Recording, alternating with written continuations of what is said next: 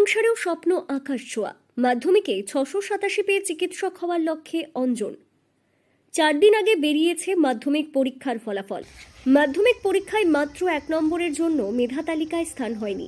সেই নিয়ে যেমন খানিকটা হতাশ মেধাবী ছাত্রটি, তার থেকেও বড় বিষয় এই মেধাবী ছাত্রটির আগামী দিনের পড়াশোনার ক্ষেত্রে অর্থনৈতিক বাধা। কারণ তার স্বপ্ন ডাক্তার হওয়া। তার এই স্বপ্নের পেছনে বাধা হয়ে দাঁড়াচ্ছে বাবার বর্তমান আর্থিক পরিস্থিতি। এই মেধাবী ছাত্রটির নাম অঞ্জন চৌধুরী। এবছর তমলুকের ডিমারি হাই স্কুল থেকে মাধ্যমিক পরীক্ষায় সফল হয়েছে। মাধ্যমিকে আমি 687 পেয়েছি। কোন স্কুল থেকে? ডিমারি হাই স্কুল থেকে। এত ভালো ফলাফল কি? পড়াশোনার কি রুটিনটা কেমন? পড়াশোনা রুটিন বলতে আমার উইকলি শিডিউল করা থাকতো, কোন সময় কোন সাবজেক্ট পড়তে হবে, স্কুল বা টিউশন বাদে সেই নিয়মভাবেই পড়াশোনা করতাম। গৃহ শিক্ষক কজন ছিল? আমার গৃহ শিক্ষক বাড়ি শহীদা মাতঙ্গিনী ব্লকের পশ্চিম পাকুড়িয়া গ্রামে।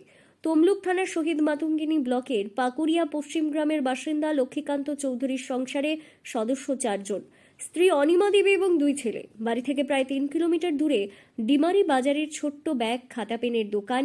সেই সামান্য উপার্জনেই চলে সংসার। সকাল থেকে রাত পর্যন্ত বসে থাকেন বাবা। সংসারের টানাটানি সামলেও ছেলেদের পড়াশোনায় কখনো খামতি রাখেননি। সেই লড়াইয়েরই যেন বড় পুরস্কার পেল চৌধুরী পরিবার। বড় ছেলে অতনু চৌধুরী বর্তমানে কলকাতায় প্যারামেডিক্যাল নিয়ে পড়াশোনা করছেন, আর ছোট ছেলে অঞ্জন এবার মাধ্যমিকে দুর্দান্ত ফল করে পরিবারের মুখ উজ্জ্বল করেছে। অঞ্জনের প্রাপ্ত নম্বর 687। মাধ্যমিকে ভালো নম্বর পেয়েছি। 1 নম্বরের জন্য তো র্যাঙ্ক করতে পারলাম না। ছেলের কি নিয়ে পড়ার শুনলাম? ডাক্তার নিয়ে পড়ার। ছেলের তো মেডিকেল নিয়ে পড়ার খুবই ইচ্ছা, কিন্তু আমার পক্ষে তো সম্ভব নয়। আমার ছোটখাটো একটু বিজনেস দোকানের উপরেই চলে, ব্যাগ দোকানের উপরেই চলে। সমস্ত কিছু স্টেশনারি গুড সহ বই খাতা সমস্ত কিছুই আছে, মানে সব। পরিবারের আর্থিক সীমাবদ্ধতা থাকলেও পড়াশোনার জন্য 4 জন গৃহশিক্ষকের ব্যবস্থা করেছিলেন বাবা মা। স্কুলের পড়ার উপরই সবচেয়ে বেশি জোর দিত অঞ্জন। নিয়মিত ক্লাস করার শিক্ষকদের দেওয়া নোট পড়া এবং নিজের মতো করে বিষয় বুঝে নেওয়াই ছিল তার মূল মন্ত্র। গণিত অঞ্জনের সবচেয়ে প্রিয় বিষয়। অনেক সময় স্কুলের লাইব্রেরি থেকেও বই এনে পড়তো সে। পড়ার বাইরে ক্রিকেট খেলতে ভালোবাসলেও পরীক্ষার কয়েক মাস আগে থেকে প্রায় সবকিছুই বন্ধ করে দিয়েছিল। শুধুই পড়াশোনা আর ভবিষ্যতের স্বপ্ন, চিকিৎসক হওয়ার লক্ষ্য। মোবাইল পড়াশোনার কাজে ছাড়া সে ব্যবহার করত না। ফল প্রকাশের পরই তাকে ফুল, মিষ্টি, চকলেট দিয়ে শুভেচ্ছা জানায় শিক্ষক থেকে প্রতিবেশীরা। মেধাবী ছাত্র অঞ্জন বলে, ভবিষ্যতে ডাক্তার হয়ে মানুষের পাশে দাঁড়াতে চায় সে, কিন্তু ডাক্তারি পড়ার খরচ অনেক।